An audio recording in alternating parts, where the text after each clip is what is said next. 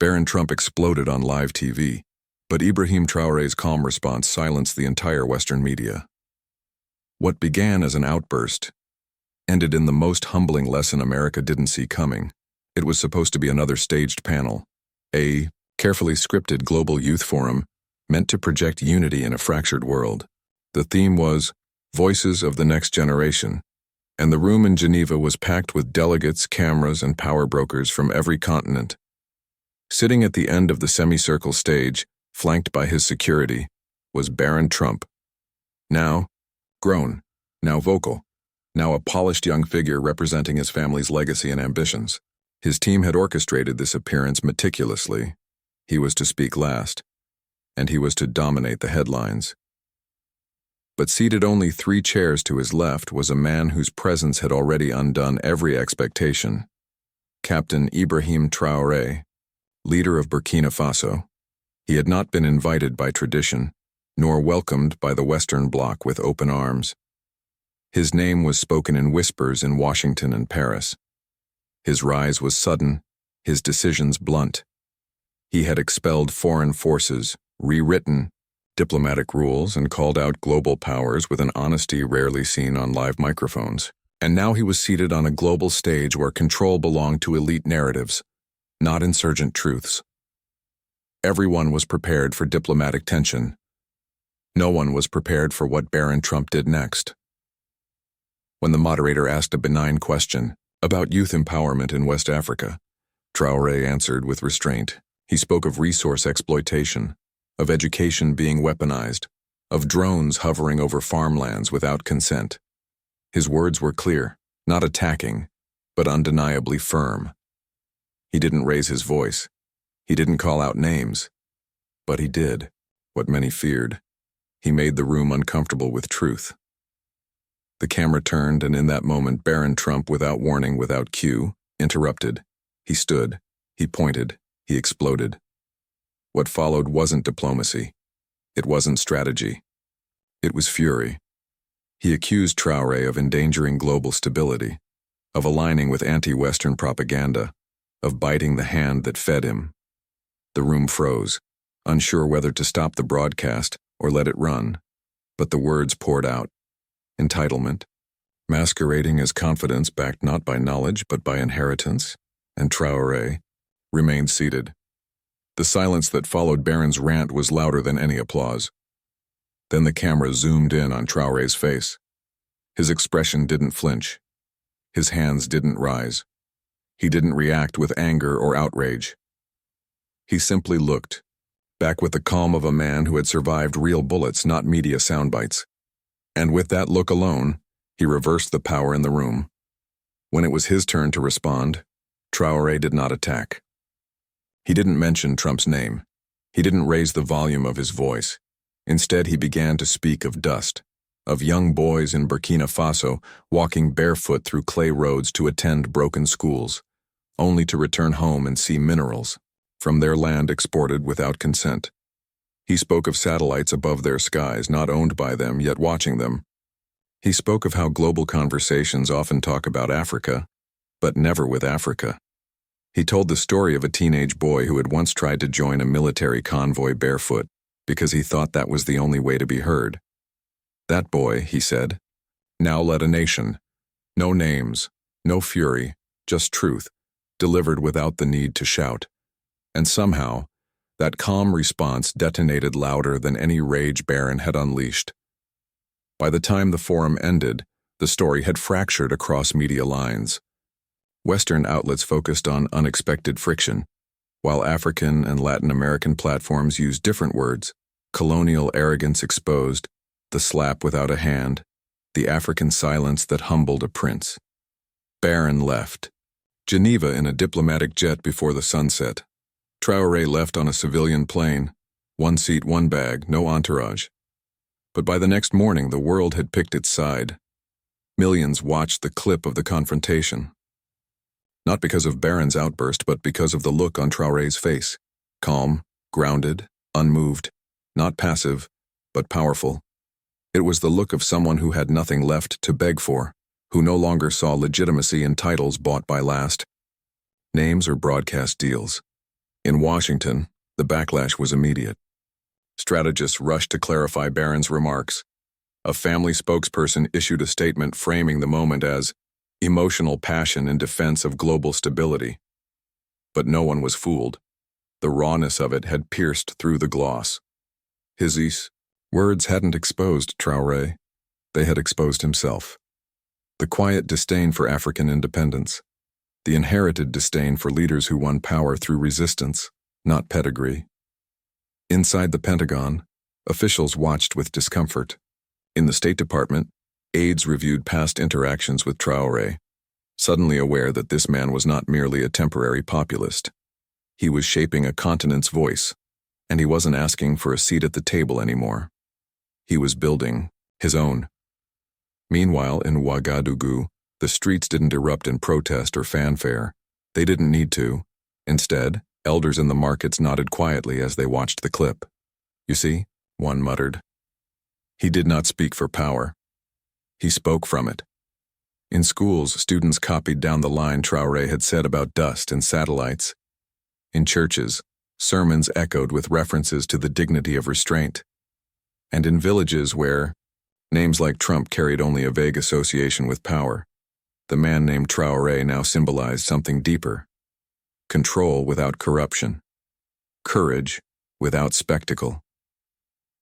They saw in his silence a kind of resistance that had been centuries in the making. But not everyone was celebrating. Within Western intelligence circles, Traore's influence was being reclassified. No longer just unpredictable, he was now viewed as potentially disruptive to U.S. long-term resource interest. Leaked memos revealed proposals to contain his influence by elevating rival African voices aligned with global capital. But it was too late. A slap had been attempted, and Africa had responded with dignity, and the world saw it. What happened next wasn't televised. It began in boardrooms, in sanctions meetings, in resource negotiations. American envoys began finding colder receptions in several West African countries. Diplomats began to realize that respect could no longer be bought with speeches. It had to be earned with policy.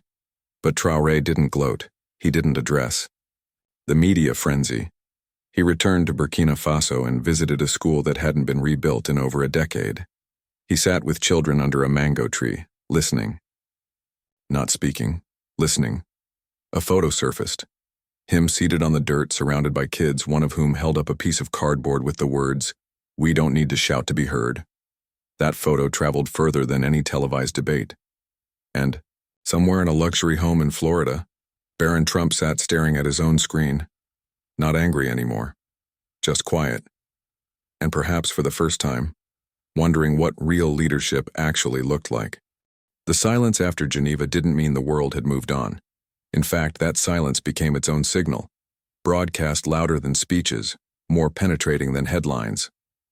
While Barron Trump's team scrambled to redirect the conversation back toward sanitized diplomacy, the world kept replaying the quietness in Traore's eyes. It wasn't submission.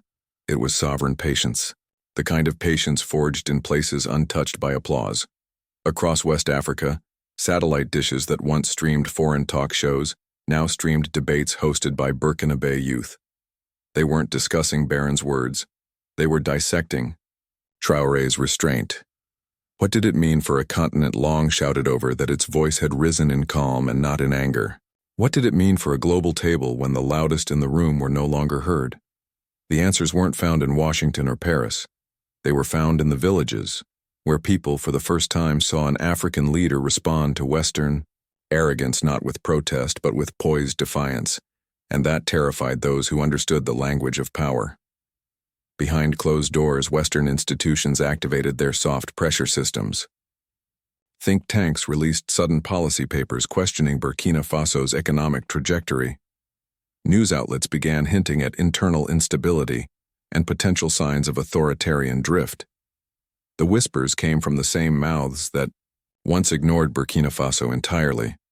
But now Traore's silence had embarrassed them on a stage they controlled, and embarrassment in empire often leads to retaliation. Yet Traore did not respond. Not directly. He didn't call a press conference or issue fiery statements. He continued as if the headlines didn't exist. Instead, he announced 3 domestic reforms, one expanding local ownership of mining operations, another enforcing French-language exit policies in national education, and a third investing in fiber optic infrastructure owned by the state. He was building something, not for Geneva, for the ground he walked and the world began to notice. In the corridors of the UN, delegates from Latin America and Southeast Asia began referencing the Burkina model, not as a blueprint, but as a reminder. That small nations could say no, that dignity didn't need to shout to be understood. But in the media back home, Barron Trump's advisors panicked. His approval ratings among young voters plummeted. Late-night hosts mocked his tantrum. Footage of Traoré's composed face was paired with overlays of old colonial maps and imperial timelines. The symbolism became impossible to suppress. A single moment had flipped the optics, and Barron could feel it. He started canceling appearances. He retreated from international panels, and behind the closed gates of his family's compound, he watched, quietly as Traoré rose, without asking for permission, without buying his way in. In Ouagadougou, Traoré's days looked no different. He met with engineers by 7 a.m., walked through dusty markets by noon, held nighttime council meetings in untelevised rooms. He rarely spoke about Geneva, but his people understood. They saw that the silence he carried wasn't weakness, it was strategic. While the Western press asked for drama, he gave them development. While pundits baited conflict, he laid fiber cables. While they measured him by sound bites, he invested in silence that would outlast the noise. And still the pressure built. A leaked cable revealed that an American-backed intelligence forum had quietly voted to elevate counter-narratives against Traoré's government. They weren't sending weapons, they were sending stories. Stories meant to fracture confidence. Stories meant to create doubt. But Traoré had been underestimated before. This time, he had a plan. The plan wasn't a speech. It wasn't a summit. It was an invitation, sent privately, to Barron Trump, not to debate, not to retaliate, but to visit, to see the country himself, not with cameras, not with PR teams, alone. The world held its breath. Would the heir to a legacy of American dominance dare step into the soil of the man he once tried to humiliate? Would he confront the land he dismissed? The media scoffed. The State Department discouraged it. Even Barron's team begged him to decline. But something inside him, pride, shame, curiosity, or something deeper, compelled him to accept. He flew quietly, no press, no advance team. And when his plane landed on the red soil of Ouagadougou, he stepped out and faced a silence unlike any he'd known. No fanfare, no journalists, just Traoré, standing alone, in a plain uniform, under the sun, waiting, not as a host, but as a test. They rode through dusty roads without security. They walked through villages without handlers. They sat beside old men who told stories of being children when the French still drew borders without consent. Traoré said little. He didn't have to. The land spoke for him. The children who ran barefoot beside the motorcade. The elders who stared into Barron's eyes not with hatred, but with quiet memory. The young women who asked no questions, only watched. By the end of the second day, Barron asked for the cameras to stay off permanently. He wasn't a prince here. He was a visitor to a world that had long been spoken for, but never listened to. That night, seated on the rooftop of a modest guest house with no media in sight, Barron Trump looked out over a city with lights still learning to glow, but with people who no longer begged for recognition, and for the first time he whispered something to himself no camera would ever hear. I was wrong. The morning air in Ouagadougou felt different, quiet but purposeful. The city hadn't paused for Barron Trump's presence. There were no parades, no high-level ceremonies, just the rhythmic pulse of people living, building, and moving through, a land that belonged to them. The dust clung to every corner, as if reminding outsiders that nothing here could be washed away easily. Not history, not wounds, not pride. On his third day in Burkina Faso, Barron Trump stood barefoot in a small farming village, trousers rolled, sleeves unbuttoned. He wasn't posing, he wasn't performing, he was listening. And something about the act, simple, wordless, unglamorous, made it feel more honest than anything he had done before. Traore stood at a distance, watching. He had given no speech. He offered no lectures. He had simply let the country do what centuries of diplomacy couldn't. Speak without interruption. There was no formal apology. There were no notes passed, no rehearsed statements exchanged. But across the villages they visited, the people began to respond as if one had been made. They didn't treat Barron with awe. They treated him like someone learning, and that was enough. At a school built from clay and corrugated tin, a teacher handed Barron a children's reader written in Moore. He flipped through the pages, eyes slowing with each line. No interpreter was needed. The drawings told stories beyond translation, of lions and rain, of grandmothers who carried thunder in their feet, of children who danced beneath trees that once saw war. He sat there for hours, not as a diplomat, not as a Trump, but as a boy trying to understand a world he had once dismissed. And in that silence, something shifted. The boy who had shouted at a leader in Geneva had been replaced by a man humbled by the enormity of a truth he couldn't outtalk. Back in Washington, the silence grew deafening. News of Barron's private visit had leaked, but not through Western outlets. African journalists published photos of him seated beside barefoot children, wiping sweat from his brow, bowing his head as elders spoke. The headlines were careful, not mocking, not triumphant, just observant. Barron in the dust. The visit. Without a microphone. Where America listened. The American media tried to catch up.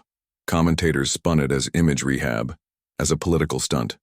But no one could explain how this trip, which was never meant for cameras, had become the most talked about moment of the year. They were missing the story. Because the story wasn't in what Barron said. It was in what he finally stopped trying. To prove IBRAHIM Traoré never mentioned the Geneva outburst. He didn't correct Barron. He didn't confront him. Instead, he invited him to the one place no diplomat had been allowed in decades, the tomb of Captain Thomas Sankara. No cameras were permitted. No press followed. The marble was simple, the lettering precise. Barron placed his hand on the stone, not knowing why his chest tightened. Traoré didn't speak. He didn't need to. The legacy of men who died telling the truth said everything that needed to be said. Barron walked away different, not redeemed, but aware, and sometimes that's more powerful than confession. By the time he returned to the U.S., the tone of the conversation had changed, not in the media halls, but in the quiet places. University students began quoting Traoré in their essays. Activists printed his words on banners. African American communities began exploring Burkina Faso's policies on sovereignty and land ownership. And somewhere in the cracks of Western diplomacy, something unexpected bloomed. Respect. Not for the spectacle, but for the principle. For a young African leader who hadn't shouted back, but stood his ground. For a nation that didn't retaliate, but invited. For a story that began with humiliation and transformed into healing. Weeks later, Barron Trump was asked about the Geneva Forum during a closed-door donor retreat. He paused, then simply he said, "I was educated," and he left it at that. No press release, no staged humility, just a sentence that carried the weight of 3 days in a land he had once belittled. Across the Atlantic in Ouagadougou, Traoré continued his work. He launched a youth initiative for international media literacy. He approved rural internet expansion projects. He invited West African nations to a summit centered not on aid, but on shared ownership. And when a foreign journalist asked him about the moment that had made him globally recognized, he smiled quietly and said, "I don't remember the slap. I remember the silence that followed." Because for him, it had never been about ego. It had always been about Example. And in the end, it was the man who had come to scold him who left with a lesson. Time moved differently after Geneva. Not faster, not slower, just deeper. What had started as an outburst on an international stage became something far larger than one man's pride or another man's patience. It became a fracture line through centuries of perception, who was allowed to speak and who the world had been trained to listen to. But when the noise faded, something remained. Dust. Not the kind you wipe away, but the kind that settles into memory. In Ouagadougou, the streets didn't shimmer with skyscrapers or steel, but they held something rarer, clarity. Under the hot sun, children walked to school with books that now bore the face of a president who once sat among them. In markets, vendors referenced Traore not as a savior, but as the one who didn't flinch. He hadn't become larger than life. He had become part of life. He never boasted, never branded. He simply continued. Because for Traore, the stage had never been Geneva. The stage was Burkina Faso. Months after the incident, the UN released a cultural diplomacy report, citing the Traore effect, a term describing how soft power could be achieved through composure, not dominance. Several Western universities introduced case studies comparing Traore's leadership to post-colonial African political movements, noting the return of grounded confidence in African governance. But in Burkina Faso, they didn't care about the studies. They cared about roads that were finally paved, water that now flowed in old villages, and radio stations that broadcast in 5 local languages instead of French alone. Barron Trump, back in the US, kept a lower profile. He had returned to the international circuit, but with a markedly changed tone. No more impromptu podium outbursts. No more televised confidence without depth. He spoke less frequently, and when he did, he often began by referencing places far from Washington, places with mango trees, places with dust roads, places where his name didn't open doors. His humility did. The transformation wasn't performative, it was personal. The arrogance hadn't vanished, but it had been tempered by something he hadn't expected to find. Reverence, not for Traore as a man, but for what he represented. The world eventually moved on, as it always does. New headlines arrived. New crises took center stage. But Geneva remained a footnote with weight, a page in history that reminded future leaders that power is not always loud, and dignity does not wear a suit. In African classrooms, teachers told the story not to shame Barron Trump, but to honor restraint. They told it not as a political lesson, but a cultural one, that sometimes the most powerful response is no response at all. Traore was offered awards. He declined them. He was offered speaking tours. He sent his ministers instead. He didn't chase applause, because he didn't need applause to lead. He had found something older than claps and older than polls. He had found stillness, the kind leaders lose when they try too hard to be seen. And because of that stillness, the world saw him. Years later, a statue was erected in a small town, not of Traore, but of a barefoot child standing on a chair facing the globe. A plaque read, "We listened when he didn't shout." It didn't mention Geneva. It didn't mention Trump, because those names weren't the point. The point was that the world had paused, that it had seen, for once, a different kind of power, one that didn't seek revenge or revenge narratives, just restoration. In his final term, Traore gave a quiet interview with an African journalist from Malawi. They asked what he thought the legacy of that Geneva moment would be. He smiled and said, "Dust settles, but it doesn't disappear." Then he stood and walked into a school courtyard. No guards, no script, just a leader who had once been a boy who listened more than he spoke. And in a quiet room far away, Barron Trump watched the clip of that interview. He didn't pause it, he didn't comment, he just nodded. And for the first time in his life, he understood the weight of being humbled, not by defeat, but by example.